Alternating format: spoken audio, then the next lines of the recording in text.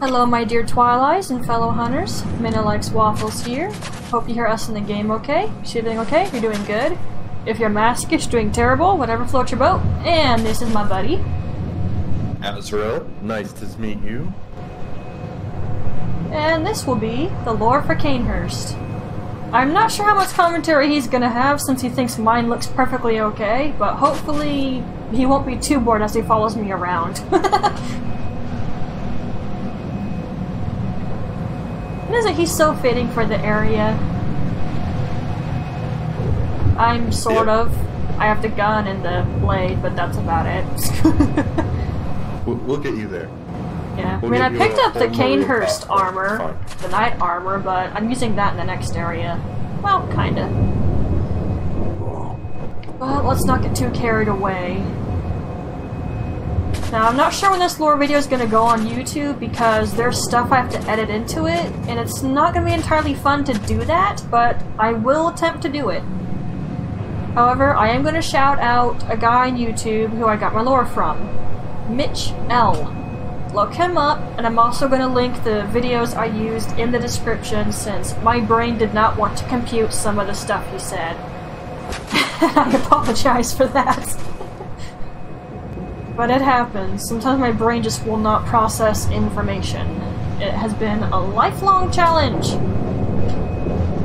But let's start with my notes. There are different ideas out there for things that happened here in Cainhurst. I mean, it's called theories for a reason. Let's keep that in mind. So, none of this comes from me particularly, unless I specifically write down it's my idea or I'm letting forward my own thoughts. That sort of thing. You all get the picture, I'm sure. So, the name of the castle is split into two parts. Or at least it can be. Cain and Hurst. Now, I apologize if discussing religion bothers people, but I've already made myself perfectly clear how I feel about that. If it wants to be discussed, that's fine. Just don't argue and start fights. There's nothing to bloody argue or fight about. Everyone's free to believe what they think, okay? Are we good? I'll keep reading now. In the Bible, and my own thoughts here was, this never even crossed my mind. Cain was the brother of Abel, who was also the first one to ever commit a murder, and lied about it to God. He became cursed after this happened. Cursed translates to hill or hillock. I'm not sure I pronounced that right. Because I could have spelled it bloody well wrong. Seems right. Yeah, I think so. Yeah. So, taking this together, this gives the concept of Murder Hill, or Hill of Murder.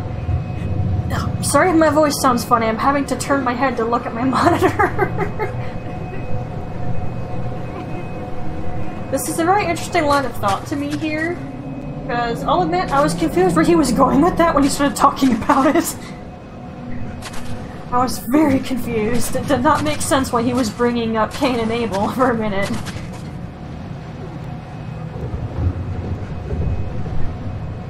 Now, my lore guy, Mitch L., mentions the coat of arms of Cainhurst. Do I actually have anything? Like, does the register have that on it? That's over here, you nitwit.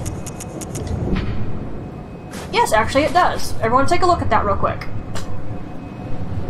We can see it in other places in Cainhurst, but just take a look at that. He says it displays two wolves mirroring each other on a crimson background. Red or crimson, typo, is often seen as one's eagerness to serve or as a warrior or martyr. Not the way I've heard it, but okay, let's roll with that. Much like my lore guy Mitch here, I thought the animals were lions at first, but they look too different for that. They appear to be wolves. This isn't the best image of it, but that's all I've got for the moment. Sorry. I'm just gonna see if I could see it, but I can't currently.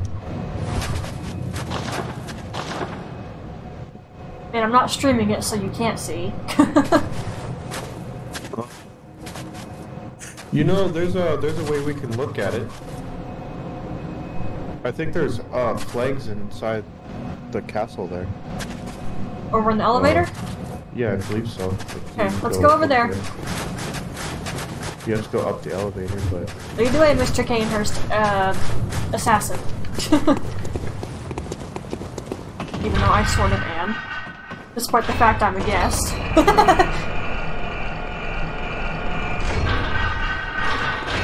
Although he would have no reason to hurt Cawson since she has blood ties to Cainhurst. Right. Like if you stand right here.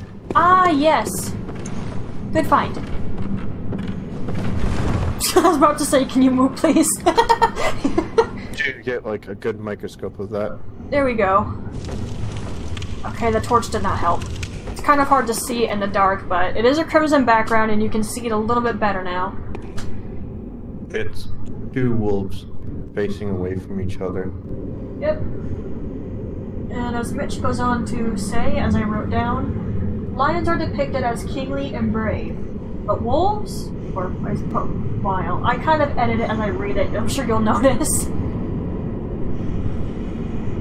Wolves are valor and guardianship. They can also be seen as cruel, merciless, as well as man-eaters. Guardianship and man-eater words are things to find as we go through this. Some things to note of. Once home to a noble family. Monarchs. Enemy of the healing church. Unreasonable. Possibly inbred. Almost wiped out. Road to Cainhurst is lost. Which we actually can prove if you're in... Whoa, whoops. if you're in Hemwick. Or if we head back down the elevator. Because when you enter... Well, he actually might talk about this here in a second. I don't think I have to show it. Although I probably should. Come on, we're going back downstairs. We're gonna run around a little bit in this lore video. Oh no! I thought you were closer to me!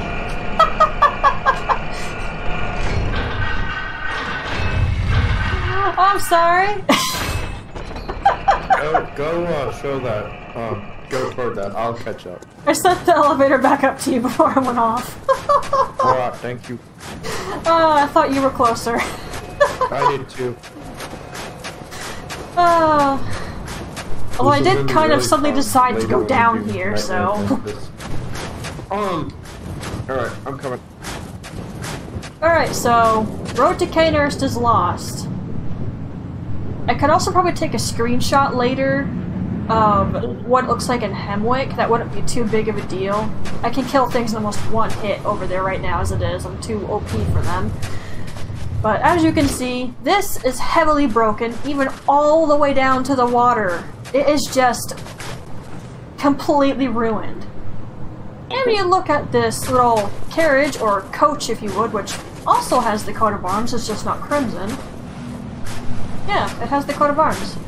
Huh.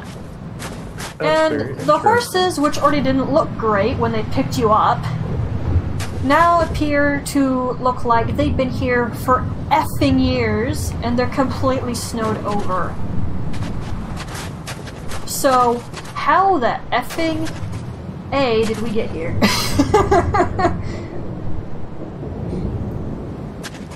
I don't know how to answer that question. I'll have to look at my lore notes to know if Mitch answered that question, potentially. Well, actually he goes over the summons we got, so I'll have to go look at that in my inventory. Yay! Is that a key item? Oh, finally a key item! F you, game. You know what I think is going on here? Are you being serious or making it funny? As a summon, I didn't pick up any key items during my playthrough, or as a summon, I can't actually see key items. I don't know. It's not showing me. Oh, here would be even a closer representation of the wolves. I just said that. Were you not paying attention? No. No. No comment, okay? Up on the lore here. Back to the notes, and enough of silliness for the moment. Possibly a couple of seconds. Okay. Okay. The summons is the first thing Mitch goes over. Take a good look at the description of the Cainhurst summons. He makes a reference to a Dracula TV show that I never watched that went over my head here. But he says it ties into a vampire theory he's got. And I legit did not watch the show. I don't even know if it's still airing, if it got cancelled. I should look into that. Talk about that. The Dracula TV show in Cainhurst. So, in Dracula, in the beginning, yes, the main character gets summons to Dracula's castle. And what it is basically when he gets summoned there, he gets in the carriage and thanks the driver. The driver is invisible. The driver's a ghost. He has no idea how he got here. And the thing is, the horses were alive when you got in the carriage, but when you came back, there was no driver. The horses were dead. And the similarities is this whole castle is basically based off Dracula's castle, and Annalise plays basically Dracula. Wow. I'd ask what went down when he got there, but we shouldn't talk about that right now. That's just... But that definitely answers some questions I had. Thank you. Yeah. Okay, now, questions toward this letter, which I have left on screen this entire time. Who left it, and who wrote it? Why is there blood on it? Did that blood come from the clinic, or perhaps Cainhurst? Can't find an unopened Cainhurst summons in the Queen's throne room. Check the item description on that one too. Obviously, I don't have it right now. I can throw it on screen though, after I get rid of that. So you can actually look at it. So, if I put that on screen like I bloody well should have, after you read that, there are a few other things to wonder. Some of the text says the first of its kind. Does that mean the letter we find in the clinic? Did Annalise leave the letter herself somehow? Is it her blood on the summons? The Cainhurst summons is for an honored guest. You. But what if you aren't an honored guest in the eyes of the Wildbloods? And assuming the first of its kind line is talking about the letter we find, why would it say they are similar in a way they lack an addressee? That part kind of skimmed the top of my head too, to be entirely honest. It was talking a bit fast, and even my notes seem a little meh. Go back up here in case we have to go into the castle again, which we're probably going to.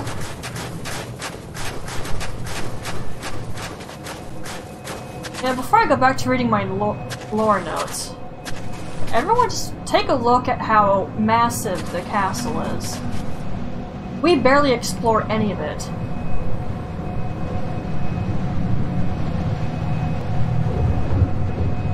It's kind of a shame, but I guess necessary. A lot of it's probably destroyed and not something that you can walk across. Sort of like that building in Hemwick. You can see it's huge, but you access basically the basement. That would be really nice if we could explore the whole castle. Don't mumble, I can't hear you. That would be really nice if we could explore the whole castle. Yeah. Then it would be Castlevania. Stop it. Okay, I should not go on that tangent. That'd be a terrible idea. Alright, back to the lore. I just wanted to point out how huge the effing place is. Well, it makes sense. It's a castle. It would be a large area.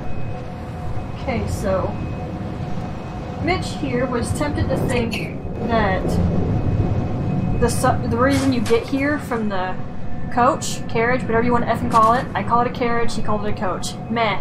Same difference. Whatever. But he was tempted to think that a lot of that whole thing was just an illusion because of Logarius. but he doesn't want to think the illusion plays a part in everything that goes on that he can't explain. He thinks it's lazy lore hunting to consider it that way. And I suppose he's right. It's kind of a cop-out if you think about it. But that still doesn't explain what bloody well happened. I wouldn't call it a cop-out. Because it kind of brought me to something. Yes. You see down there, with how the bridge is split in half? I think that's something From Software actually does in their games. Like in Dark Souls 3, there's a bridge that connects from one area to another, but it's a bridge that's broken in half, so you have to find a different way around. So they enjoy breaking bridges, I see. And Dark Souls, the whole Dark Souls series is about illusions, and I don't think Bloodborne is much different. And Logarius is wearing the crown of illusions right now. So maybe it wasn't too much of a stretch to think that did play a part. But Mitch didn't like the idea, so he didn't agree with it. But I can see how it would work, so we're gonna roll with it. I mean, what else possibly could have happened? I don't think Annalise is capable of very much, especially while Logarius is alive. And she's got that stupid mask latched onto her face that apparently is chaining her. Which I probably shouldn't talk about yet, we're not even at Annalise at the moment. We keep breaking off from our lower notes, guys. Sorry, there's just some fascinating topics to go over. Alright, we're gonna move on. Can we talk about the carriage itself? Do you have input for the carriage? No, I'm just trying to see where your lower notes are. Well, I think we already went over it. Like how we got here, the way it looks, the horse's appearance too. I mean, there's clearly no driver on it when it arrives for you, and the door bloody well opens by itself. I think we're at one, you enter the carriage, you gain insight. I don't remember you. Oh, it's right here. Now the carriage that brings you to Cainhurst, it will vanish if you attack it. Is it real? Was it ever really there? He brings up the illusion again, but wonders if the carriage is affected, but only faintly, as the distance might make the power weaker since Logarius is at the top of the castle. Fair, I guess? Also, as you go into said carriage, there appears to be something watching you from some distance away. I thought that was just a funny camera angle first time I saw it, but he's got a point. Whatever or whoever it is, maybe it, left the summons for you in the clinic. The carriage has no driver, and the horses basically look dead. And the door opens on its own, as does the gate, that one, and the main doors over there of the castle when you arrive here. Compare this to the letter that was addressed to you, and something watches as... But why did that? You enter the carriage. You're being guided subtly, helped to reach Castle Cainhurst. Or whatever. Upon getting to the castle, leaving the carriage, the horses are dead, the bridge broken, and snow is effing everywhere, as we saw when we were down there. Actually, they're facing out of existence. There we go, that's better.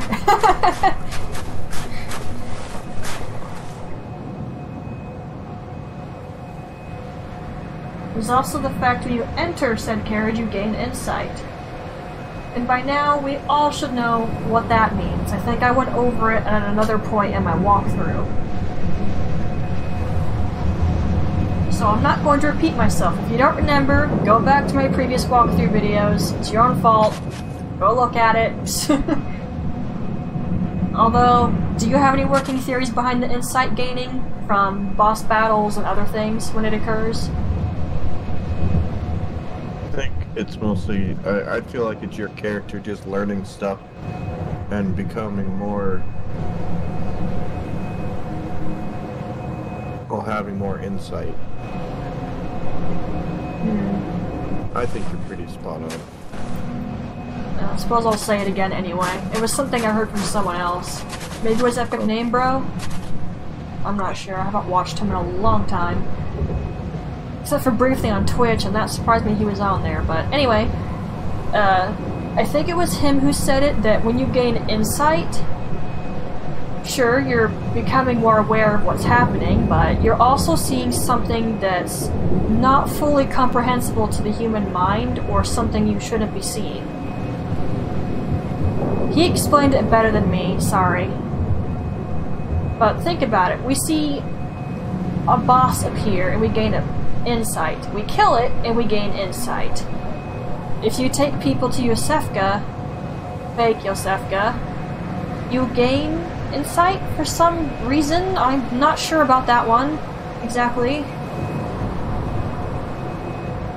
What else? I mean, there's definitely Cainhurst. But like I said, he explained it way better than I did. I think Aegon of Astora also goes over Insight and Frenzy at some point in time, but I don't fully remember all of that. It's like too much insight's being crammed into your head at once, and you just can't process it, so basically your body rejects it, and which causes the horrific pain, aka Frenzy. Yeah. But I think we're getting off topic again. Whoopsie! Where was I?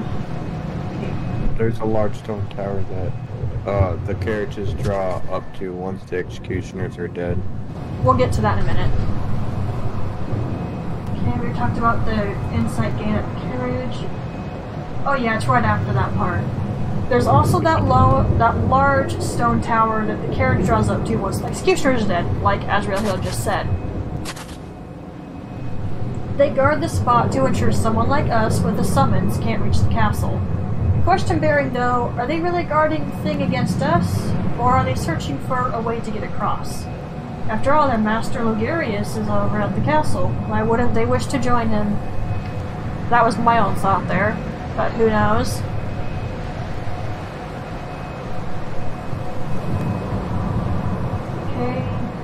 Now we can take a better look at the castle, not that it's hard. The evidence is everywhere. Come here, Monocular. I already cut the blood lickers, so I don't gotta worry about them. Plus, I have you here to kill them if they dare. It is the right part, isn't it? Yes. The castle is covered in snow everywhere. Snow, frost, ice, icicles, the whole shebang. You can see it absolutely everywhere.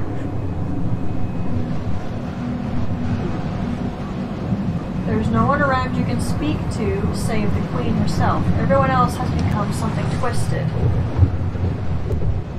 The castle inhabitants are either things or they are ghosts. Statues, as you can see, are scattered about outside on the grounds here, and within the castle itself, which appears to literally be frozen physically and frozen even in time. We get to go inside now! Yay! No more hypothermia!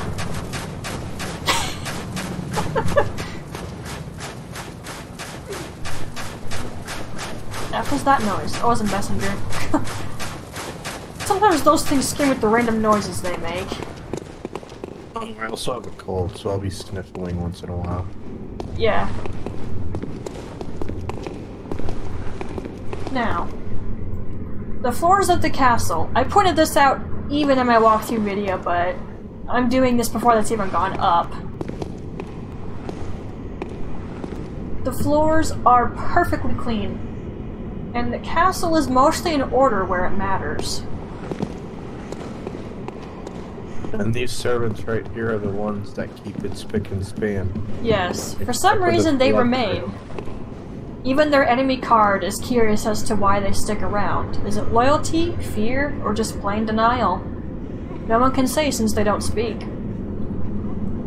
Something along those lines anyway. And I ruined all their hard work. Look what I did to the floor. The audacity. I do feel a bit bad about that one, but it might have attacked me. Goodness knows the several ladies would have. Heck, they were already trying. Who am I kidding? I actually think that's pretty interesting. If you don't kill them, I don't think they attack you. Yes, they do. Do they? It depends. I think if you just kind of hover too long, they get annoyed and lash out. Because you're technically... Even Costin, despite my storyline for her, she's technically not from Cainhurst, so they'd be like, quit staring at me, you're not my master. Smack. The Silver Lady, well, they just aggro. I think you already know that, though. Yeah, but I think that's because they're ghosts, and Yeah. the last memory they have is, Getting bound, blindfolded, their heads cut off, or their throats slit, despite the fact they clearly were not fighters. they're just like, oh, we remember the last people that came into our castle and killed us. So, we're not gonna let these people kill us. Again. But yeah, not sure quite what to make of these guys. I've never really tested if they'll just kind of chill if I walk around them, but maybe I should at some point. Yeah. Although for a servant, their clothes are almost pretty good. They're just very old and tattered. There's not really been anyone to take care of that other than themselves. And from some of the theories Mitch has, I don't think they have.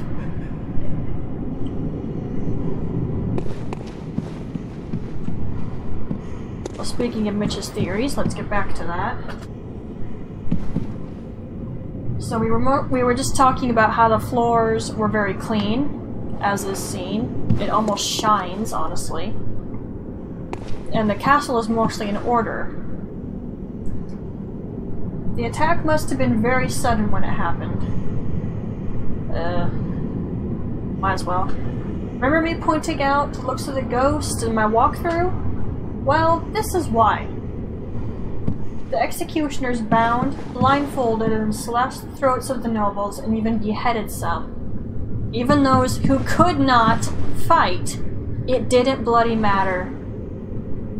Even if they were children, they probably died too. Maybe even the animals. Want to be thorough after all for your precious church, don't you? Don't start that, Midna. We'll be here forever if I start that. Okay, next. Cainhurst had its own blood. And they had their own hunters. And I don't have any Numbing Mist on me. I'm an idiot. Should have grabbed some. Oh well. Okay, so I'll just throw that up on screen in a minute here. Sorry about that. I meant to go grab it. Let's take a look at the description on that. As Mitch says, it's interesting that the mist numbs the hunter's life essence. Numbing is often used for surgeries and the like. As we all know, after all. Or just getting knocked the crap out. I have the description of the Numbing Mist because my character uses it to kill the crow. Want to read it for me? Yeah, sure. Numbing Mist. Throw to create a mist cloud that numbs a hunter's life essence and prevents restoration of HP. Said to be used by the blood hunters of Cainhurst, its recipe is a secret closely guarded by the line of the nobles inhabiting the castle. Well, with you doing that, I technically don't need to put it on screen now, so I appreciate that. Saves me some trouble later. And very good one of us had Numbing Mists on them. I don't have anything, any of the keys, so I can't look that up, so that's... I'll have to do that. I have some items. Well, you probably have some badges on you. That should definitely help. We'll see, though. It depends on which ones it asks for. But anyway... I checked for key items. There's nothing under key items, and I don't know if that's because I'm a summon or not. You should be able to look at your own stuff, dude. I'm telling you right now, there's nothing under keys, almost like I just decided not to grab keys. That is very weird. I wonder why they designed it that way. Alright, I'll have to look for it online then. Edit it into the video. Alright, so what was next? Okay, so why would the hunters of the castle here, people like this guy right next to me, want to numb someone before taking them away? Sure, we could look at it as they simply wanted their enemy not to heal, but Numbing Mist. Let's capitalize the N and the M there. Numbing Mist. Let's also think back to what Azrael here said about the description he was reading. Now, Mitch says he thinks the numbing allowed the castle hunters to bring a person, or preferably hunter, I'd imagine, from outside back to the castle alive, and in sort of a good state so their blood is good for drinking or harvesting. And Fekosefka, for reasons I am uncertain of, despite my own theories, gives you 2 numbing mist if you send her more people. Only Cainhurst should know how to make that. And we can find it around Yarnum too. So perhaps there was some type of trade going on before things went bad, or the mist was simply stolen, which would not shock me. Or maybe, here's a random idea, because she was doing all that experiments with the people you sent her, maybe she just figured out how to make it. I mean, if she was smart enough, yeah. I mean, she's off her rocker, but that doesn't mean she isn't intelligent. Well, she does try to basically make herself a baby, so maybe she learned from Cainhurst. Like she tried to become I don't know about signifying her close to Cainhurst. Annalise's thing is a bit different than taking a Great One umbilical cord. No,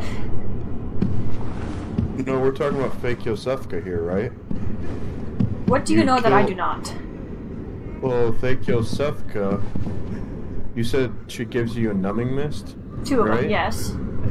Okay, she does experiments to basically have a child of blood, or because she's the other person you get the umbilical cord from if you do it after the blood moon. Theory I had from that I picked up was that she took it from Rom or Willem, and she tried to imbibe it and it didn't bloody well work. That's just the one I've heard though. Just seems like an interesting connection. Yes. Something to contemplate, dear Twilight's and fellow hunters. Which is a big reason I often like having you with me for lore. You have interesting, well, insight. Okay, moving on. Okay, now, the Vile Bloods. You can join them after speaking with the Queen Annalise and become sworn enemy of the church. It's gonna happen anyway. Especially for Carlson. She doesn't appreciate what they bloody well did here. When I finally get that fanfic properly going, oh boy, are they gonna regret a lot of crap later down the line. But anyway, I typed it as you can improve your standing by giving her blood dregs. But technically speaking, after you get the emotes from her, nothing really comes of that again afterward, as far as I'm aware of. Other than bragging rights with the register. You get this. Yes, that's literally my favorite bowing emote next to the other one.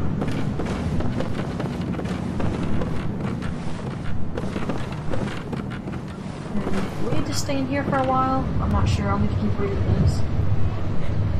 I'm reading with you, and I've noticed there's not a part, because I heard, Body Vita. Oh, yes, I saw, I didn't look at his videos. Anyway, I think he talked about this was, and some other YouTubers were talking about how this is kind of the whole scene from, Game of Thrones. I didn't watch much of that because it depressed me horribly. Well, there's a scene in there where, they're having dinner, Yeah? Like, one family's having dinner, and then the other family's there too, but they just pull on like a whole mess killing by just start stabbing everyone from the opposite family. And it was just a full murder. Kind of I see. I'm assuming the executioners did here. I mean, my thought line was they attack during a mealtime, and that's why the silver ladies have daggers. They're carving knives. Although, you don't really see any rotting food on the tables, but my lore goes over that in a moment or so. Okay, well, I think it's called the Red Party or something. Is this supposed to be a tablecloth? Between the Lancasters and the Barnard family. I'm sure you got some Game of Thrones people that can tell you about it in the comments. Considering how dang depressing that stuff is, I don't know. Or downright strange. I have heard good things, but it's like my brother told me not to watch it. If he says don't watch it, I know I don't want to watch it.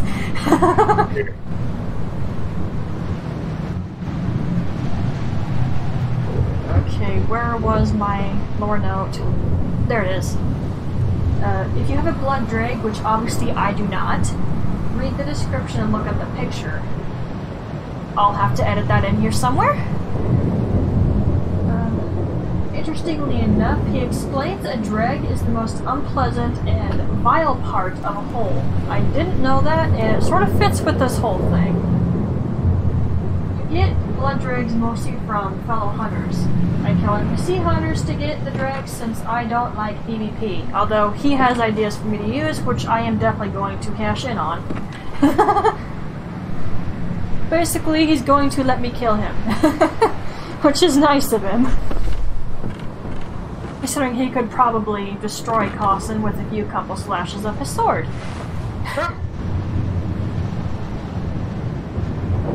Yeah, so he's being nice. Consider it paying forward from Omar. Right. Yeah, 'cause he let me kill him. Ah, gotcha. Yeah. So, I think this room's pretty much done if you want to move on. well, hang on, I want to make sure I don't have to double back. Okay, from what my lore guy said, Mitch, if you have the Wild Blood Rune equipped, again, I don't has, can get blood drakes from other enemies, but I've never really tried it. Mitch says he believes the drag is left behind blood, the only bit that is unwanted. Wild Bloods, however, don't care about this, as even the smallest drop of blood could lead to the air throne. Although, now that I think about it, didn't I get something one time in the DLC? No, that was Vermin. I'm not sure what proof Mitch has of the fact that you can get blood dregs from other enemies. It should be hunters. That requires testing at some point, and you can dang well bet I'm gonna try to test that. Good. I really don't think you get blood dregs from regular other enemies. It has to be a hunter. He must have seen it happen once, otherwise he's blowing smoke. I think by enemies you might mean, you know, just random hunters that you have to fight that you don't really think are like as a hunter battle. Maybe. I don't know though. Because it seems like this is really frustrating. I was gonna read the blood drag description, but I don't have those either apparently. I mean, I kind of sprung this on you all of a sudden, so... Yeah, I mean, I could have... I know Azrael has everything, so... I'm sure I can get descriptions from... It's fine, I can go copy and paste stuff off of Wikipedia. It doesn't take much to put an image in my videos, as I've discovered. It's actually pretty simple. Okay, so the next paragraph... You're talking about need a hair. Or air. Yeah, I marked my spot, thank goodness. I was losing track of where I was. Okay, so the next point is this. The vile bloods of Cainhurst need an heir. If you know anything about royal families or noble ones, you know the heir is important. Cainhurst appears to be lacking that. It's guessed that perhaps Annalise had a husband, but he died when the executioners came through. Blood on her rug. Either from her husband, Logarius failing to kill her, or Annalise getting her blood dregs from hunters. Not sure entirely, and possibly she didn't even have a husband, but I don't know. There's actually concept art for her, for the king of Cainhurst. Yeah, I saw that one of Mitch's little moments in the video. I've wanted to get the Bloodborne art book. I'm pretty sure there's a lot of fascinating stuff to see in that thing. I have the Thief art book, and I've never regretted that purchase. There's a lot of interesting things to see. My buddy Ryan has one. Ooh, I definitely need to consider that. However, I live in Sioux Falls, South Dakota, so you're gonna have to come here to come get it. Yeah, I'll get my own copy. It's more fun to have your own copy of a book anyway. This is true. Speaking of anyway, lore. Annalise often speaks with we and our, as if there's someone else in the room. There's also the fact that most royals use that when speaking, but Annalise breaks the habit a little, so uncertain of what to make of that. The main point here is Annalise wants to have a child of blood. Celestial, like we see in the Upper Cathedral Ward area. Oh, I think it's just called the Upper Cathedral, but what effing ever. I hate that area anyway. And we also see them in some chalices. And Ariana. But the point is, no matter how many blood dregs Annalise receives, she doesn't get the child she wants. So, when a Great One chooses the woman for the surrogate, the woman doesn't appear to have a say in the matter. Again, Ariana, I must point her out. And it appears Annalise hasn't been chosen to bear a Great One's child. She keeps trying though, as we can easily see. Rich says he'll talk about Ariana, Alfred, Annalise, and Logarius a bit later on.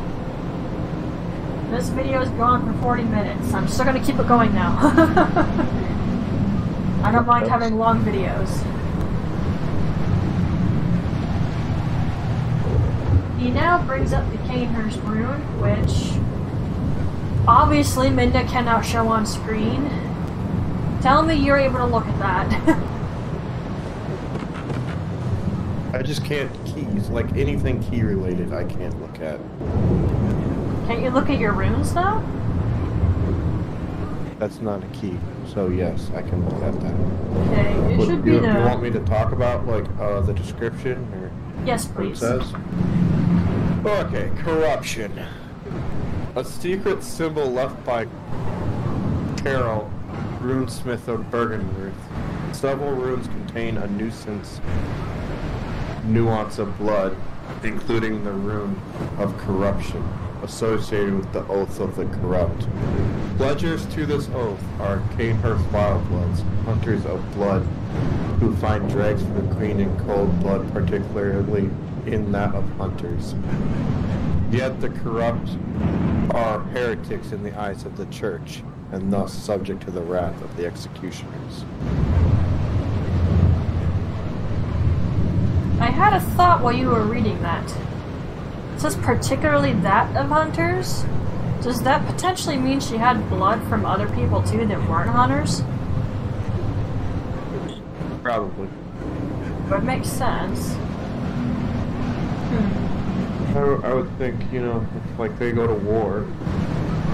So, like, if they're not trying to be evil, if they're going to war, and they, you know, kidnap people, or, like, take prisoners, they could use prisoners' blood. Yeah. Might not be as rich and yummy. Yeah. I'll leave my thought line for that one alone for a minute. There's nothing actually mean. It was actually something that would have been more beneficial and would have made people, you know, less hating toward them. The Healing Church wouldn't have cared still, but I'll leave that one alone for now. Okay, so since Azrael just very nicely read the item description for us, good man. Yeah. We will continue with the lore notes.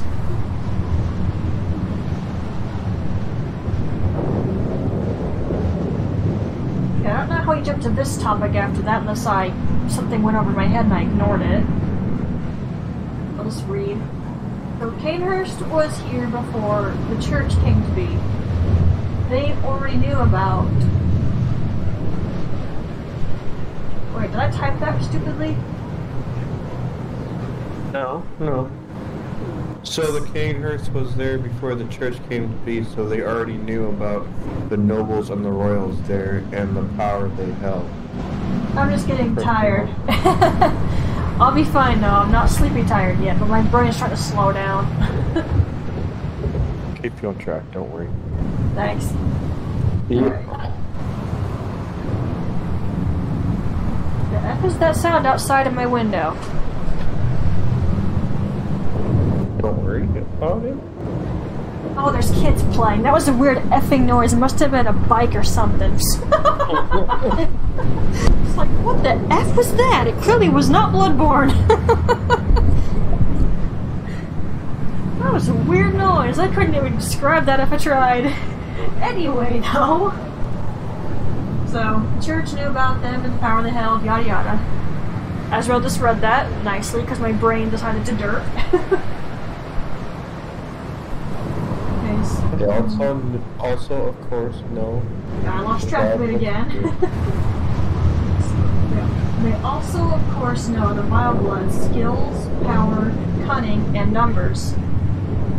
Mitch didn't mention the cunning bit, but I threw it in there because think about it. They had to do some pretty interesting things to get the blood they needed for their queen and themselves. If the vampire thing is being followed, which I don't mind following. They would have had to be a little sneaky and quite clever. Definitely cunning. As they're also following their rune, or their symbol, wolves are incredibly cunning. Indeed. So following that part of the lore, all those with power fear to lose it. As seen very often in human history, I'd imagine. So, picture yourself as a Cainhurst noble. You see the healing church growing with power over time and getting support and strength. That probably would have displeased Cainhurst, but I don't think Annalise would have cared horribly much, to be entirely honest, because maybe they weren't a big problem yet. After all, she could just have her hunters sneak around and do their business that way. The real problem, though, was the church. They were the ones who reacted badly to a power struggle potentially taking place. Oh, and this one I can actually look at. Nice. I was looking at it earlier. Which now goes over the register book we find in the library. Let's look at the description. I don't read things out loud, so you guys can just read that unless Azrael feels like being nice again. Sure. I mean, I have it up already. Alright, feel free. The Vileblood Register is a red leather record of the Vilebloods loyal to Covenant of Annalise, Queen of the Vilebloods at Cainhurst Castle. A record of the Vilebloods, bloodlusting hunters who seek blood dregs of their prey, kept throughout the ages. No. Online use only. Cannot use this item offline. Alright. So, let's thank him again for being nice.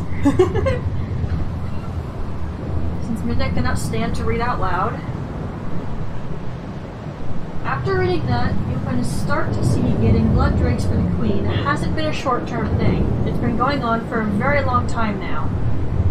Mitch goes on to say he thinks Cainhurst is the oldest place in Yharnam, not counting the old tombs, obviously. He also thinks the fishing habit might be considered old too, but that isn't the topic of today. In fact, I am dreading the DLC lore. butt. It's interesting, but I have actually studied it very little. And I have looked at Unseen Village lore even less, and I would rather do that first. Which says something. Hey Midna, you wanna know what the best way to learn DLC lore? What? Read the story, The Shadow over Innsmouth. Oh, I've actually heard of that. Lovecraft. That is like the story in like exact detail. Interesting. I mean, I know a lot of interesting tidbits for the fishing hamlet, but it's mostly going to be the first area of the DLC that's going to be a problem. The research hall I might be able to manage, but the first spot, that's going to be, well, a nightmare. Where did my cursor just disappear to? Okay, it's right there. I don't want to lose my place. Okay, there's also working theory that Cainhurst knew the tombs before Bergenworth did. And I highly agree with this theory after it was thoroughly explained. So since they were aware of the tombs before Bergenworth, they also knew of the Themerians for a rather long time. As, after all, Annalise has been trying to have this child of blood, Great One Child, a long time. They might have discovered she could do that when finding the tombs.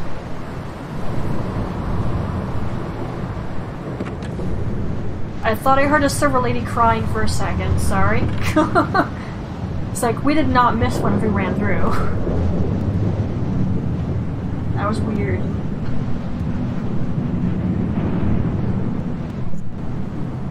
Didn't we already look at the Cainhurst Rune?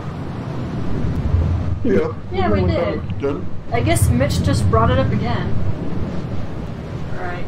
Probably. So, we're looking at the rune again, I guess. Harold transcribes the runes, the utterings of great ones. So, how would Cainhurst have gotten this? Oh, that's what he meant. Sorry. My thought process was, once upon a time, perhaps Bergenworth and Cainhurst were allies. And let's recall, a Bergenworth scholar betrayed his fellows and brought forbidden blood to Cainhurst. Of course, that could be BS that the Healing Church spread. We can't actually speak to a Bergenworth scholar about that. That's true. I understand voting for BS on that one, personally. But then again, maybe not. So, Not sure. the Bergenworth scholar that betrayed his fellows Quotations. might not be a guy if you read the Chinese translations.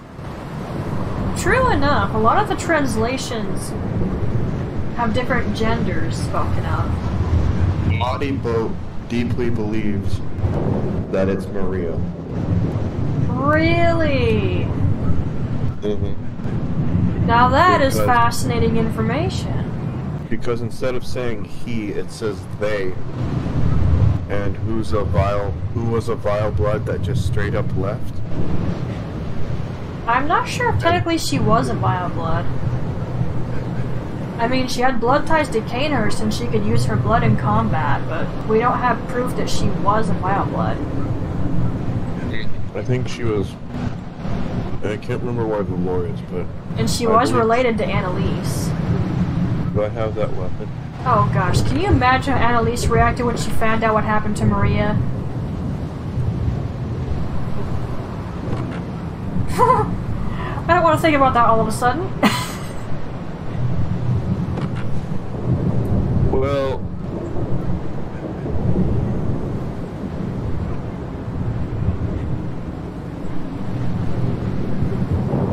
I'm looking up some stuff real quick. We look like we're having a standoff. This is funny. Not even looking. I'm reading the Recoil. Ah, yes. You know, Mitch also wondered if Maria's hunter garb was fashioned slightly after the Cainhurst knight set. He put them side by side in his video, and I could see some resemblance there. I think it is. All it's saying is that she was the distant relative of the queen. Yeah. But I think she was trained as a knight. Another theory I've heard. Yeah. I think I heard that somewhere, is that she was trained as a knight. It makes you wonder why she left Cainhurst.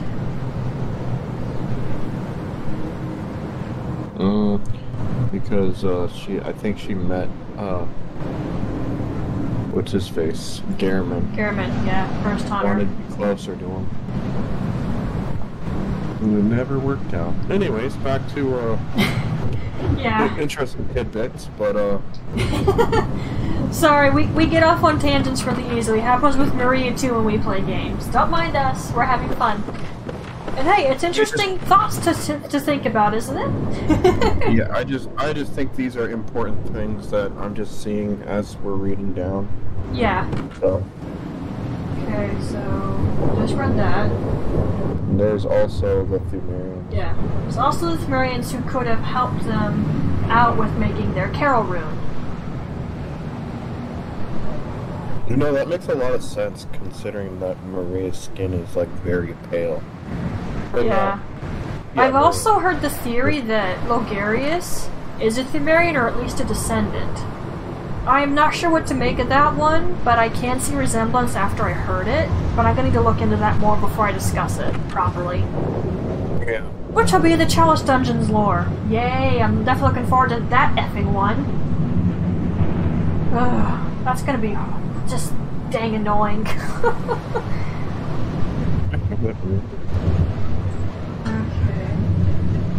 Alright, if you look at some of the other runes, they appear like the Vile Blood rune. Blood is carved into them. Actually, do I have one of those right now? Yeah, the Impurity Rune is like that. At least I had one rune that was like it. Don't need to read the description though, don't worry about it. I only have 2 of them, but I think every rune except Radiance is like that. The Covenants. Well, Radiance is a healing church rune, so they wouldn't do that. Not to mention the thing stupidly glows. What the actual F? Yeah. I need to read that one alone before I go on a rant about the healing church. I'm trying to avoid doing that. The Odin Wraith also looks like really red and bloody. Do I have Odin Wraith? Like anything Odin. Oh yes, I do. I forget who I picked that up from. Was it Fake Yosefka? I think so. The Wraith? Yeah, the Odin Wraith. I think you can actually get that if you heal the church lady. Yeah, Adela and the Chapel Dweller. I'll have to do that at some point, which I'm not happy about, but I will do it.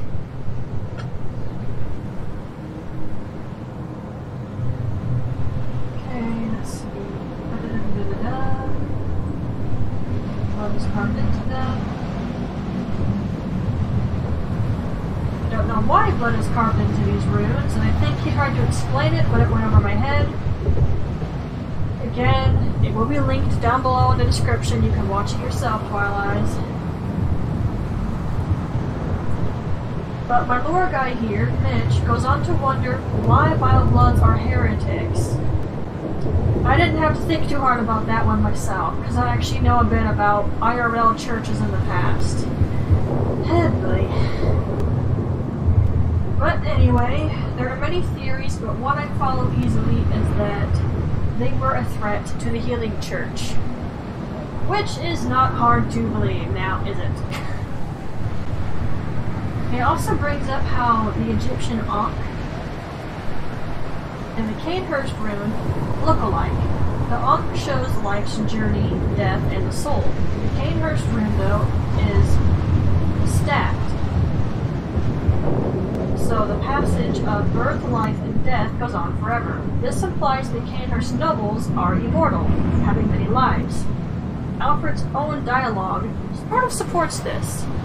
What good is your immortality now? I mean, what the F? Go away. Someone called me, they'll have to wait though. And I actually knew who that was because they had a ringtone. You got called by someone you know too, huh? I would hope so. Omar just messaged me on PlayStation going, "You jump ships, huh?" Right, well he's gonna have to bloody wait a minute. You're busy. That's what I told him. Good man. Alright, I'm up right there, so immortality or long lives have often been connected to vampires. Alright, I guess we finally get to leave this room then. I might come back to show off the paintings though.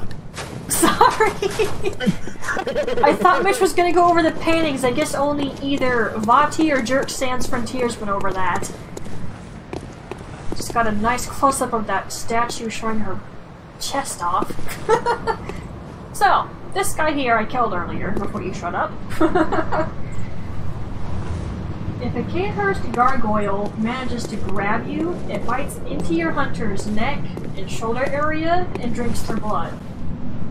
My lore guy, Mitch, thinks almost everyone in Cainhurst might have been a vampire due to how they imbibed the old blood. I could see this, and at some points I'm not positive I agree, but it does make sense when you really consider it properly. Especially some of the other points he goes over here.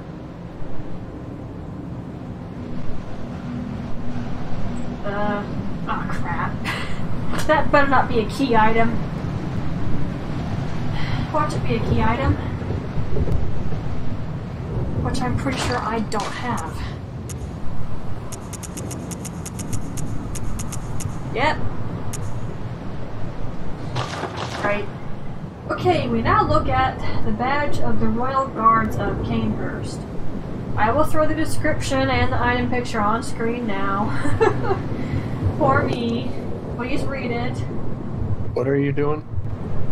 I'm gonna have to edit this into the video, because I don't have it and you can't look at your key items. Yes. Stupid, but whatever. Logarius is going to die very fast, just so you know. Possibly.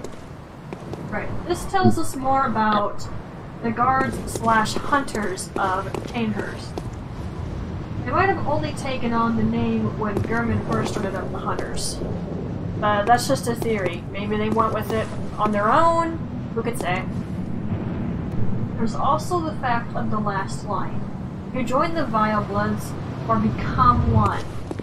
And Elise allows you to drink her blood. This might be how you become a Vile Blood. He now moves on to the Cainhurst Armor. Again, I do not has, but someone here does. Say what? Tell me you have the chest piece of the Cainhurst gear. No. What will I do without it? Good boy! This will make things easier. Okay. If you would read the description to us. Sure. Give me 1 sec.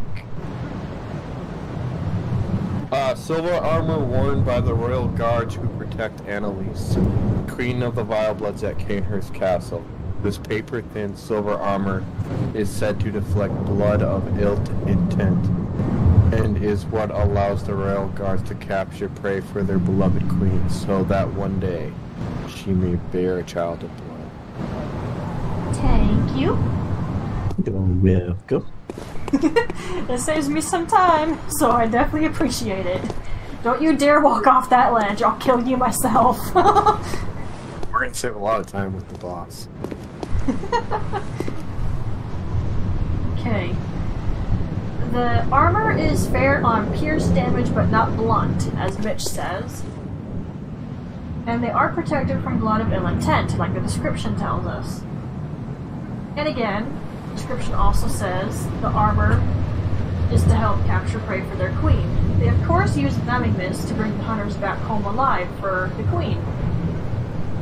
This way, Annalise or the other nobles would get the most of what they needed, taking blood from the hunter while they still lived. Preferably unconscious or still under the effects of Numbing Mist. Seriously, that is a really disturbing thought to contemplate if they just felt everything and there was nothing they could do.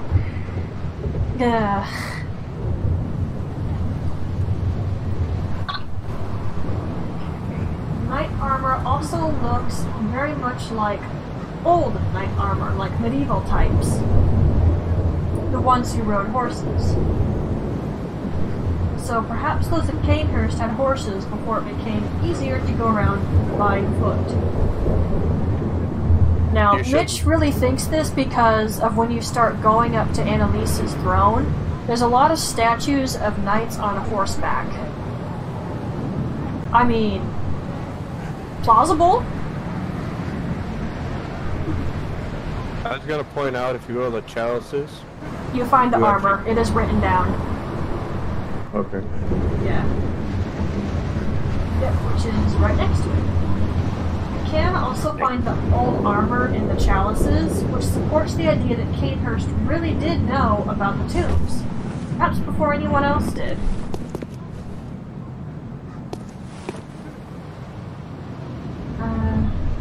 Well, there's one just over here.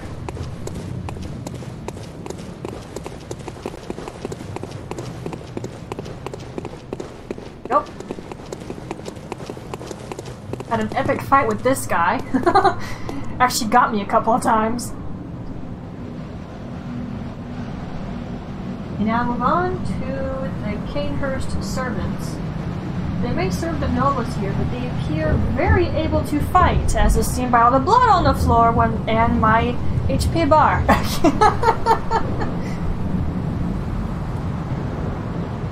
They can and will slaughter your hunter. In appearance, they are hunched back and twisted. Working theories that because of the executioners, no fresh blood has come into the castle, sending the servants into this state. They likely got some of the blood too, but only after the nobles and queen had their first picking. But now without any at all, well, this is the end result, it appears. Our lore guide Mitch goes off on a theory that the servants might very well have been knights once upon a time, but the blood-starving they went through has turned them into the things they are now. It's an interesting thought, but I don't really follow the theory line.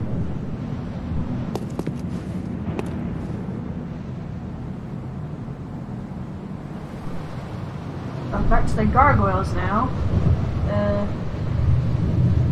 Has a very long conversation, again, but I shortened it by saying he believes, as I spoke earlier, Cainhurst is the oldest place in Yharnam, deriving this off the Japanese name of the gargoyle, which means something along the lines of ancient. He also wondered if perhaps the nobles of Cainhurst have some Cimmerian in their bloodline somewhere. Thinks if they did, that might be another reason the church wanted them gone, since they wouldn't want any Cimmerians gaining power above ground. Understandable, I guess. Although most of the Cimmerians we see when we go into the tombs, they don't appear to have much intellect left. Their focus is just continuing to expand the tombs. Don't know what to make of that one, really.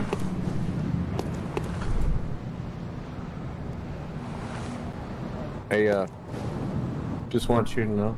Yes? That when we're ready to fight the boss, we have an actual god just waiting for us.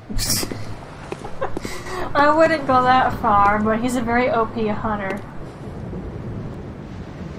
You know, I think I might actually contribute that into the fanfic, where if you still want to be involved, where you call a friend in for extra assistance and just totally destroys Logarius. You know, so I told him we're going to He's like, is there a plan? I was like, yeah, you're gonna fuck up Logarius. And he's like, okay, so, or what did he say here? I mean, He's would like, he okay, mind so being in a YouTube video? He literally said, so we're gonna keep it classic.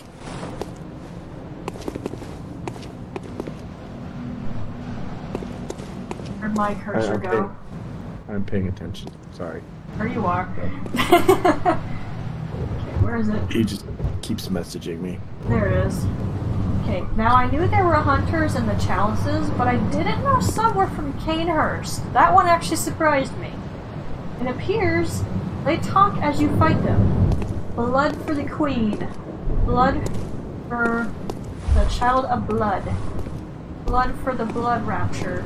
Now I actually have that rune.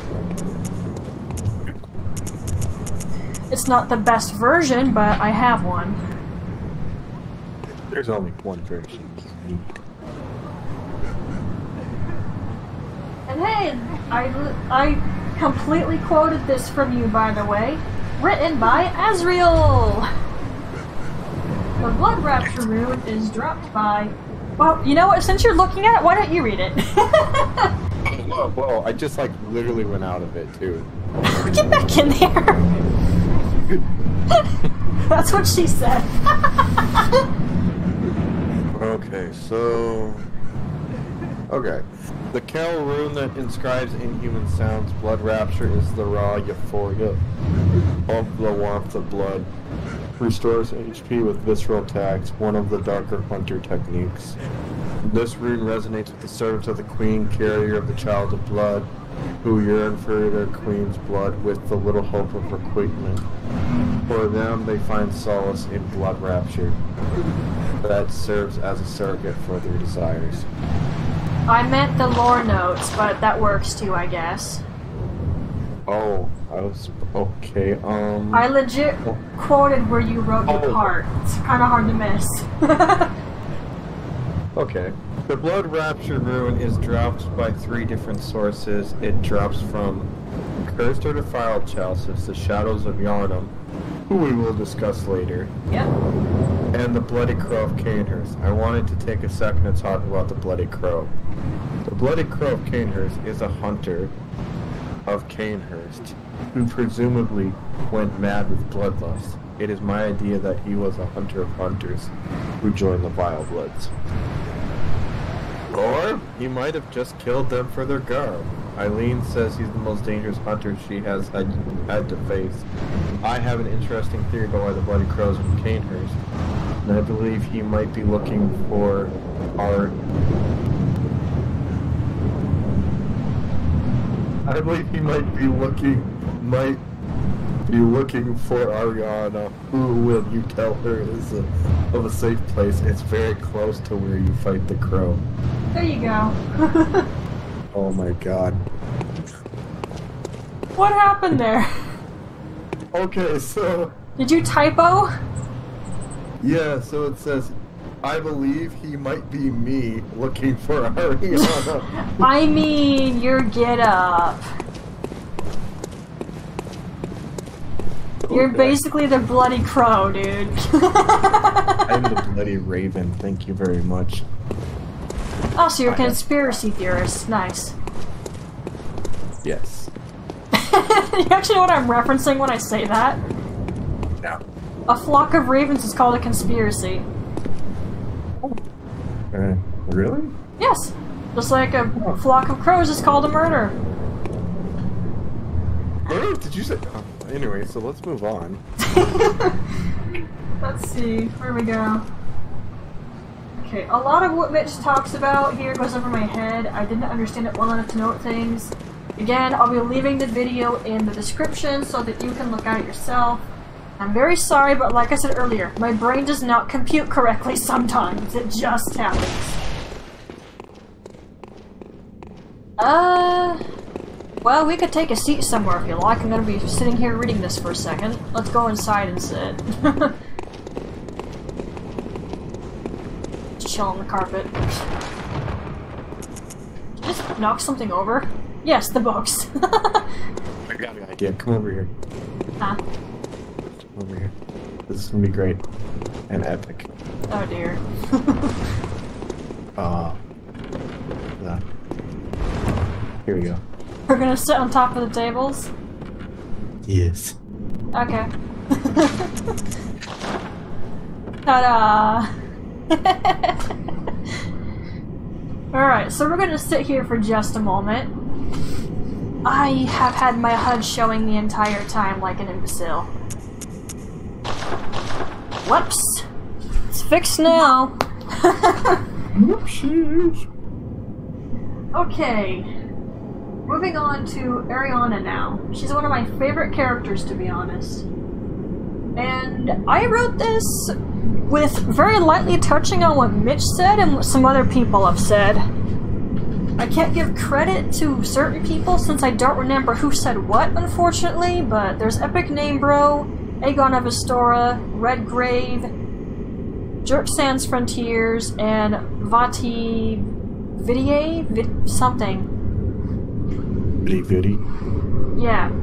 Good, I will find out. There's a bunch of different dudes I watched lore videos from. Although Redgrave did an actual very long document on the Bloodborne lore that I did not have the patience to read. Yeah, it's pronounced Vati Vidya. I think. It's just... We'll just roll with that, but yes. So this is mostly my thoughts of what I figured, but also some from a lot of other different people. And I just said all their names, so proper credit where it is due. Of course, Azrael read the part where he worked on, so again, credit where it's due. Right, so from what we know of Ariana, she has ties to Cainhurst, and learned this first from her blood vial and later the dress she wears. She also has some of the same looks as Annalise, at least from what we can tell by hair color, but that could be something ignorable. Whether Ariana escaped from the slaughter that happened at the castle or she's a descendant of nobles or royals who left before it occurred, I couldn't be certain. More so since we don't know any of the time frames in Yharnam for certainty. It's guesswork and theories. Now, Ariana appears to be, well, she says she's a whore, quite bluntly, and frankly, I always laugh when she does. She knows what her occupation is, and she couldn't give a flying F about what anyone thinks, and I love that. Though, my lore guy Mitch brings up the fact that she smells you like Annalise does. She comments on your scent when you knock on her door. He also brings up, he wonders why when she offers you a reward, her first thought isn't her body. Now, keep your minds out of the gutter for just a second here. He was wondering that for good reason. And no, not what you're likely thinking. Ariana is, to put very bluntly, a whore, prostitute, escort, or walking mattress. However you want to put it. So, that arguably should be the first thing she should have considered doing. Offering herself up. My lore guide Mitch guessed maybe it was for gameplay reasons she offers her blood. And more noteworthy there is that she says she's done that before. Ariana has either just handed out her blood or sold it during her other business. Now, depending on how long ago the slaughter happened and if Ariana grew up here in Cainhurst, this goes different ways. I follow the theory line of her family moved away from the castle and she's just a descendant. But she knows of Cainhurst and what they were trying to do for their queen. Now, is there anything you want to input before I keep reading this?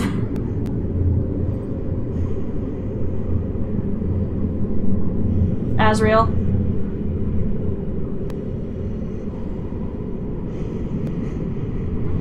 Poke?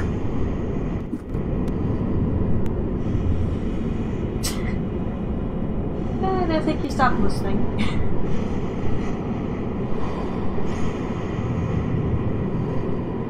Why do I hear breathing?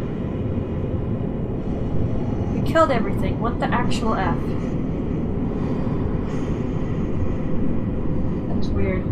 Yo, dude.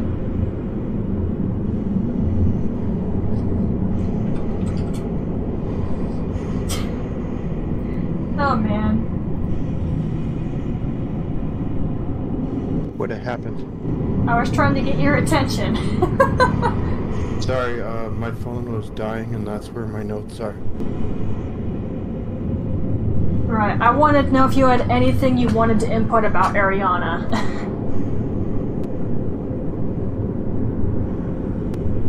Well, no. You have everything that written here that I can think of. Okay, just figured I'd ask. You're fine. Alright, so continuing. So because of her blood ties to, well, the bloodline of Cainhurst, Ariana is able to have what Annalise desires, a child of blood, a Great One's child. When the blood moon appears, Ariana starts to feel great pain for many hours of the night. My own thoughts here, let's be real, it might take a few hours in-game before you reach the point that the thing comes out of her. Because as you play, in-game hours pass. So I'm probably not really far off the mark on that one. But after those hours pass, however, you visit the cathedral ward and find Ariana is gone, but there is a heavy blood trail on the floor. Weird to know beasts can't get into the place, so something else must have happened. Your hunter follows this trail, and you can see Ariana sitting in another chair down below. Face in her hands, the little infant Great One staring up at her, making soft sounds. It can't be. This is a nightmare, are the last words you ever hear from her. Ariana will only let out a mixture of laughter and crying from then on. This either broke her mind, since Great Ones and humans certainly can't mix well. I follow this theory as it makes a lot of sense, and I actually read it in a fanfic for Bloodborne. What's the effing word? Physiology? Biology? One of those? Is very different, and so we just don't mix well.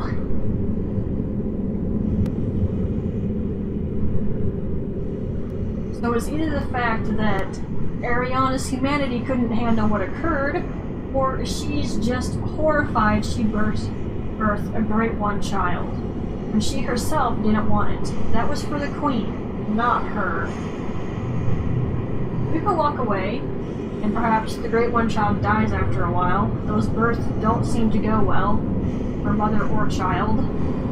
Or you can kill the infant Great One. Maybe you're hoping to spare Ariana more pain. In a way, I suppose you do. Ariana will jerk around and cry out when the infant Great One dies. Shortly after its death, the mother, Ariana, dies as well, showing that her life was chained to the child, and most certainly its life was chained to her. One of them died and the other followed. I don't think Ariana has a happy ending, unless Odin won't bother with her if she remains in her house, but who could say? I for one would love to kill Odin for that one. And I think in my fanfic, Cossin will do just that, as well as find a way to save Ariana, which I've almost hashed out, but I'm not gonna worry about that just yet. Okay. As far as we can keep chilling in the library, there's nowhere to really run around to at this point. We'll talk about the executioners now. If we keep this simple, the executioners were part of the healing church, from my understanding. And they went to Cainhurst to slaughter everyone there because they are vile bloods. Please, note my verbal quotations. If we're being loud outside again, wonderful. There's also the fact the church could have felt threatened by Cainhurst and wanted them out of the way. But let's see what my lore has to offer, yeah? My lore guy, Mitch L. I'll look him up on YouTube. or go to the description, go to the video links. He mostly goes in depth on how the executioners came to be formed. What he says at the start, I should do my best to get noteworthy things down, I promise. Now, I'm sure a lot of people know what churches were like in the past. Honestly, it doesn't appear the Healing Church was really quite that different.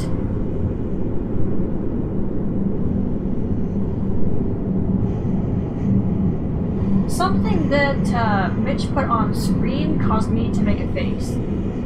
It is quoted like this: "Those who kill in the name of God shall have their sins absolved and be accepted into heaven." Now, I already went over my little rant about religions and stuff. I'm not going to do it again. That being said, I am a Christian, and that line up there, yeah, I made a face. Because what I've been taught and have learned, that isn't quite how it works. At least for my faith. And that's it, that line up there was even referring to Christianity. I could go on a long conversation about the past here, but let's not. We will be here for effing ever, and we don't want to do that. We're here for the lore, not for me to rant about stupidity. I want to point out that I think that that line is not more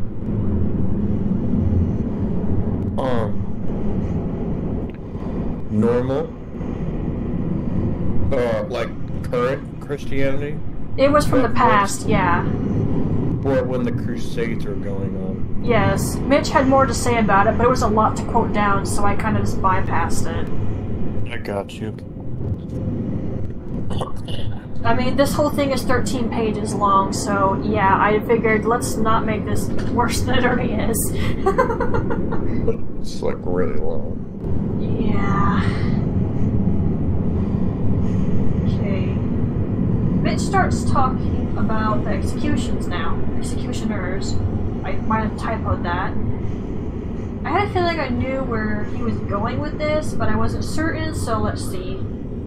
The executioners are led by Logarius, who is under orders from the high-ranking members of the Healing Church. You speak with Alfred, and he just says he's a simple hunter. He doesn't know everything about the church. He goes on to say that the executioners just blindly follow the church's order to cut down anyone they deem heretics. And Alfred himself says the church is holy and blood is pure. So again, really, this sounds very not different from churches of the past, am I right? Right? Exactly. The Black Garb Church Hunters in German, I spelled his name wrong so many times here, but I know what I meant to say. They were tasked with keeping beasthood as a result of the blood healing, quotations, secret. The executioners had very little to do with that. Instead, they brought horrifying ends to those the church ordered the death of for, quotations, crime of heresy. No unlike quotations. Oh man. And of course, they killed anyone they thought was a threat to their power, because no, why should they possibly be run out of town? Oh gosh. This whole lore area, once we got to the executioner's part, I started to feel physically sick. I'm not even kidding. The executioner's workshop was theirs alone, while German was for weapon creation and training. German's was. I didn't write that correctly. The executioner's workshop was heavily different. Take a look at the badge, which I do not has, and he can't look at, so it goes on screen. Yay! So because it was kept secret, it wasn't a workshop your hunter will ever see, like the church workshop. Which makes a note of some of the description. Mystical beliefs and heavy fanaticism. Not the first time I heard someone describe the Healing Church like that. Trust me. Does this sound like the marking of trustworthy people? As Mitch said in his video, nope, in all capitals. I mean, it bloody well doesn't, but the people of Yarnum are basically brainwashed. rant about it, just keep reading. If I start ranting, that'll be it for the lore video, trust me.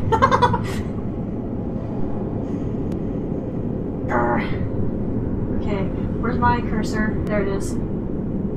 The fact that these people form the backbone of the church is quite unsettling. The executioners, I mean. The same is said for Alfred and how he rationalized his actions and behavior of the church. In many, we can see the church to be wading through waters of hypocrisy and corruption. Geez, sound familiar again, eh?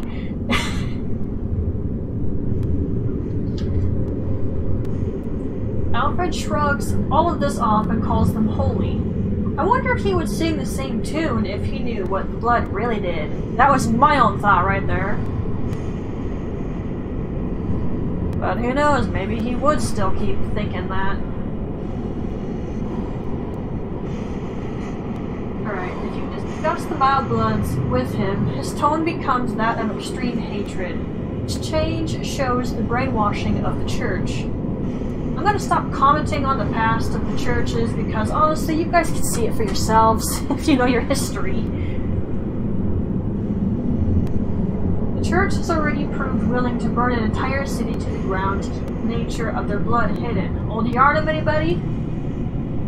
So, what will it matter to them to see Cainhurst slaughtered? Let's take a look at the description of the executioner garb. Do I have it? So do I. If you wouldn't mind reading it. Yeah. Okay. I'm glad I did not put that away.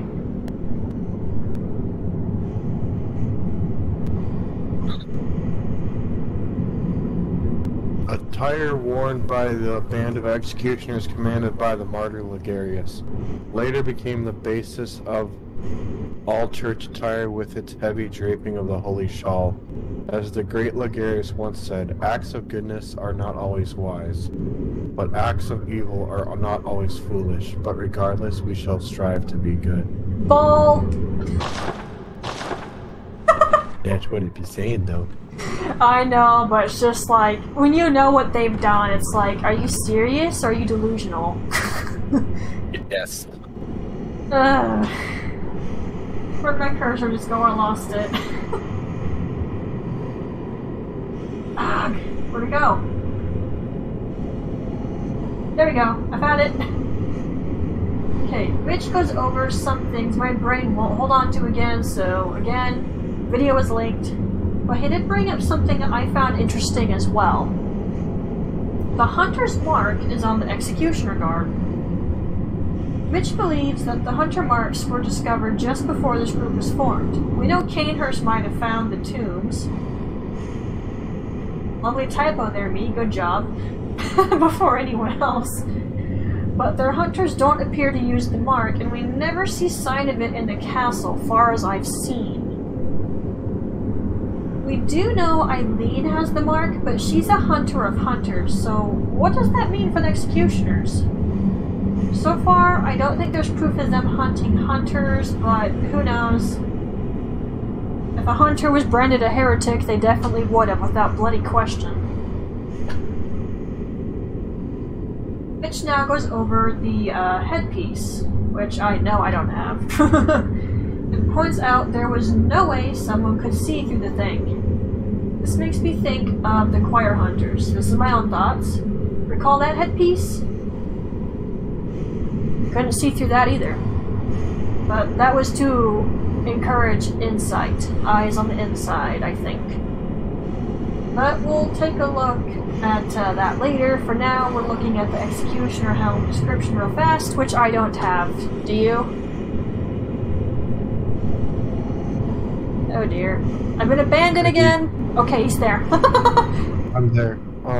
Give me a couple seconds. Yeah. If you don't have it, I can just put it on screen. It's not a big deal.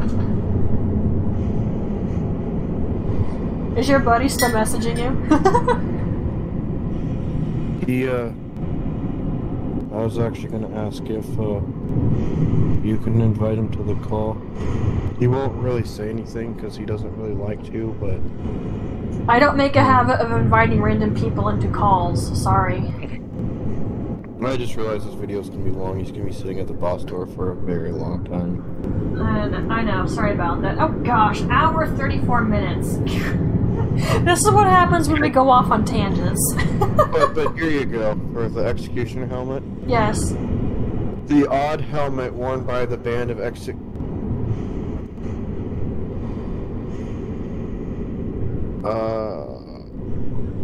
So, apparently So I have the description on my phone, and then... Are you looking it up if I don't have it or you don't? No, I had it, and then, because it's on my phone, there was a... Oh. It, like a... So I had the description. I lost it because commercials in the middle of Wikipedia, apparently, are a thing. Nice. Oh, I got it back.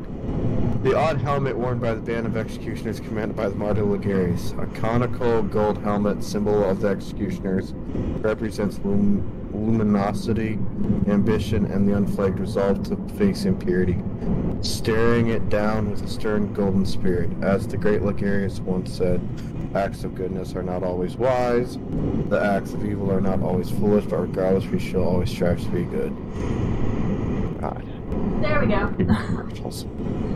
Everyone thank him again for reading that to us. Also say commercials. Yep, from commercials. It also said under trivia, this could be a reference to the Xanthus headdress from Dark Souls, if anyone's interested. Mitch had some other ideas too. I don't think he was thinking about Dark Souls. Well, we'll get to that in a second or two, I think. Okay, Mitch says the description of this headpiece bothers him, and I understand why. It avoids mentioning the executioner's connection to the church, despite the fact we already know they are the church's little lapdogs. The description makes you think, ow, what the F? Sorry, something got caught in my throat. What the F? I'm okay. Oh, that was awful timing. Okay, let me try reading that again without choking on something. Yeah, that would be nice. Jeez, that was random. Okay. The description makes you think they are brave heroes and a beacon of hope. This is an appalling lie. The executioners will kill at orders of the church without any thought whatsoever. This alone makes me dislike them enough. I myself would never obey an order unless I could ask questions and ensure I was doing something I thought morally correct. Something I'm pretty sure people did do in times when the church had great power. Got those people killed. You didn't question them. You just did as you're told. Great people, right? Yeah. Well, the healing church is very much the same way, but we knew that already. And I'm not wrong, I know some of that history, and it's horrifying. And ridiculous, good word. Don't get into that, you won't stop. Okay, there it is. Now, Alfred says Birdworth is no place of learning. The church and those connected, more scientists than clergy. Don't get me wrong, that is not a bad thing. But it matters how you go about things. I don't need to say a word in this regard. We all see what the healing church is like. I have to read that out loud. Ardio? Is that how you pronounce the name of this stupid thing? I just call it Ardo. Ardo? Let's go with that, I guess. Ardo, the headpiece of the executioners. That's what we're referring to. The stupid headpiece. Mitch says it is a Latin verb, translating to burn or to scorch. He discusses the name in a moment, going over first the shape of the helm. He talks about a religious group. I know, I can't spell the name of. Sorry. I forget what he called them. But they appeared to wear tall golden hats that covered their faces, but they had holes to see from. There was also the Spanish Inquisition that placed similar hats on Protestants. That's what it's supposed to say. Clearly my correction from Google was not correct. Stupid thing gets it wrong. I know what you mean. It's fine. Yeah. Okay, the hats would also be worn by those branded for execution. You're gonna see a pattern, guys. So let's go back to the helm now and thing's name. Name isn't about the shape, as we said before. It means to burn. Mitch says that during the Spanish Inquisition, sadly a huge number of people were burned alive as a method of execution. Mitch says that's just his theory, but I can see it. He just thinks that's where the name for it came from, is all. Yeah. I really did not like this lore part at all. Sorry. And it gets worse. Does it though? No. Not do that. Okay. Are you mad at the floor for some odd reason, sir? Well, apparently don't want the floor to heal. No, we're talking about the golden wheel, so I was seeing if I had it, and I do not. Okay. Wrong build, I guess. Okay. Mitch starts to talk about the Logarius Wheel now. I obviously don't have it. Horrible weapon. No kidding, Don't especially when it's use it. based off of. I always find it kind of meh to use in combat style for the game, so I never really messed with it much. It has a cool looking aspect, but my executioner is just straight up carrying the Ludwig's Moonlight Holy Blade, because I'm just like, nope, I hate that weapon. the wheel is kind of clunky, I don't deny that.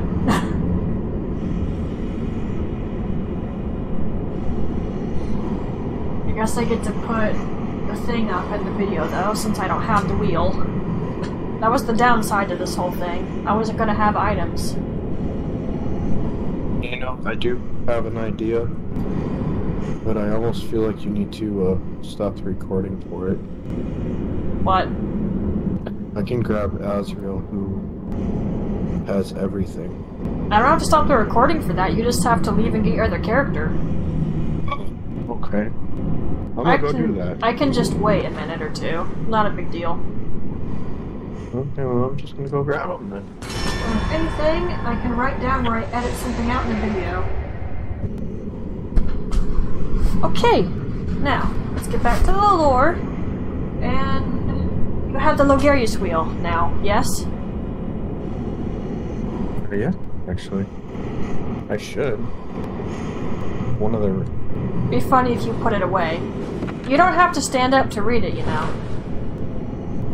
I do have to look at it. Weapon wielded by Martyr Logarius' band of executioners. Used to slaughter the vile bloods in Cainhurst, bathed in the pools of their blood and forever steeped in their ire. Transform to release the power of the wheel and manifest their lingering rage to show of utter brilliance. Right. So much to comment on there, I can't even begin.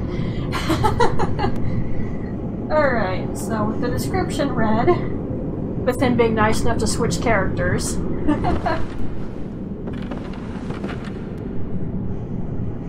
Alright, so I can honestly say I already think I know what the Logarius Wheel is based after. As I was typing that, I had the video paused, so I had no idea what Mitch was about to say. So this is all my thoughts right here. There was a method of execution and torture that involved breaking a person's limbs and tying them to a wheel and hanging it up in the air for the birds to pick at. Mitch, it seems, didn't know at first what to think of the wheel, but then he looked up wheels used as weapons and found the same answer that I know. The breaking wheel for torture and execution. Now, why does Midna know about this? because I read a manga called Berserk, and I've seen the gameplay of Amnesia: The Dark Descent. I know a lot about these things. I don't know what all of them are called, but arguably I know how they work. And wow, there are some horrific things that happen to people. There's still some awful things that happen today, but wow. There's not much else I can say, but effing wow. And right here is when I started feeling sick. I legit typed in, I'm reminded of why I don't like learning history that much. My stomach feels funny now. I was legit starting to feel ill.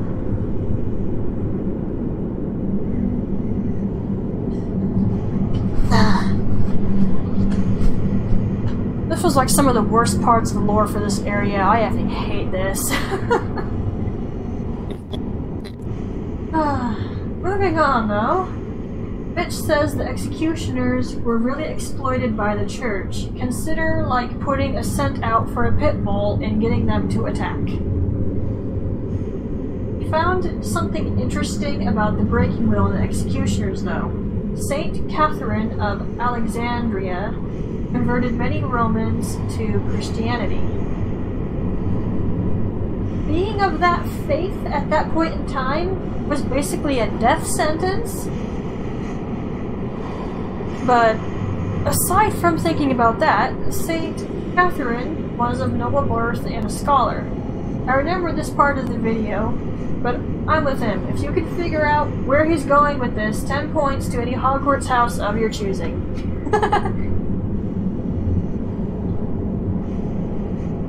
Whoops, I scrolled down too far. Go back up there. Ah! Okay. The woman was discovered, captured, and imprisoned. Catherine was tortured and sentenced to death. Before her death, she was allegedly visited by the Emperor, who wanted her hand in marriage to save her from execution. She refused, saying her spouse was Jesus Christ. I have to admire her and many others for hugging their faith close, even in that sort of awful situation. Catherine was to be put to death by the breaking wheel, but on the day of her execution, the wheel shattered into thousands of pieces. She was beheaded instead. Her body was found many years later, hair still growing and body oozing myrrh. One of the 3 gifts offered to Jesus. Saint Catherine is well known and found in many classical art today from what Mitch said, but sadly that had been the first time I heard of her. The connection, if you did catch it, or didn't, was Catherine and Annalise.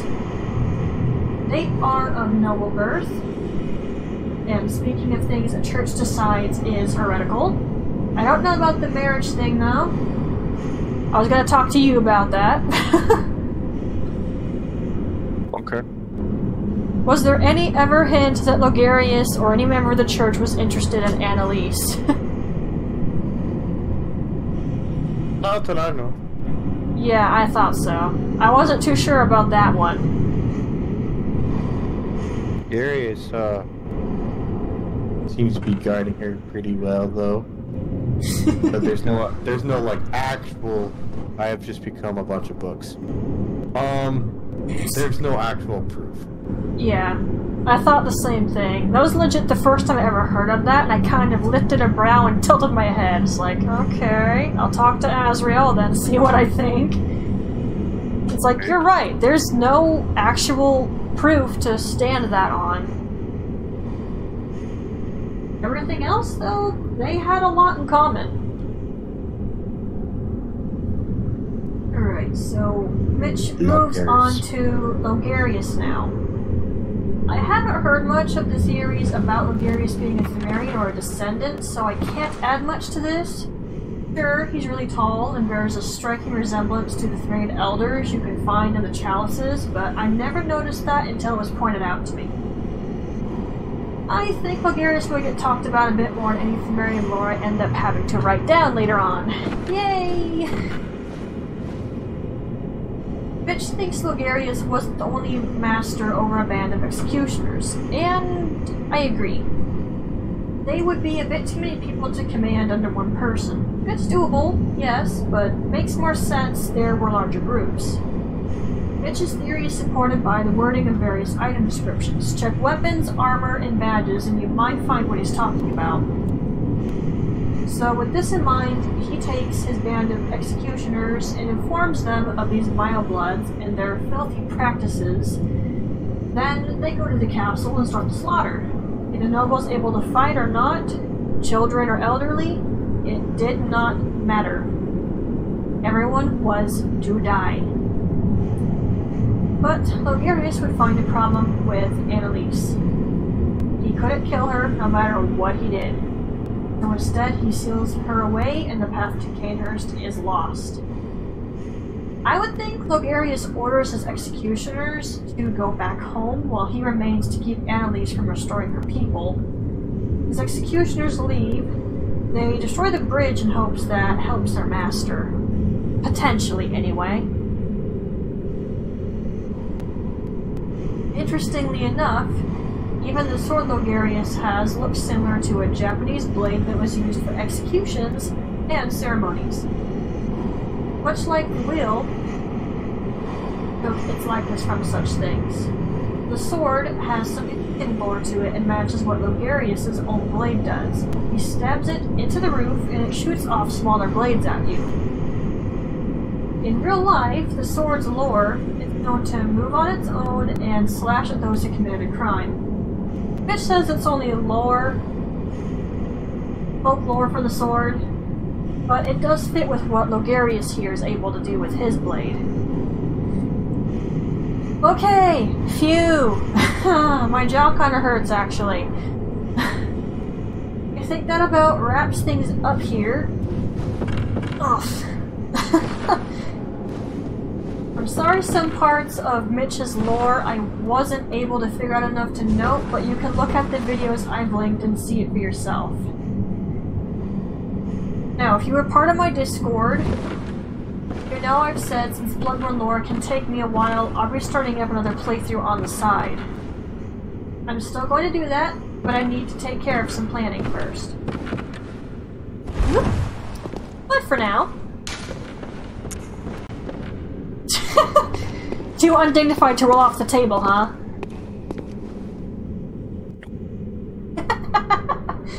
I'm a warrior. You're funny. Alright, but for now, I hope you enjoyed the lore, and we'll see you in the next time, dear Twilights and my fellow hunters.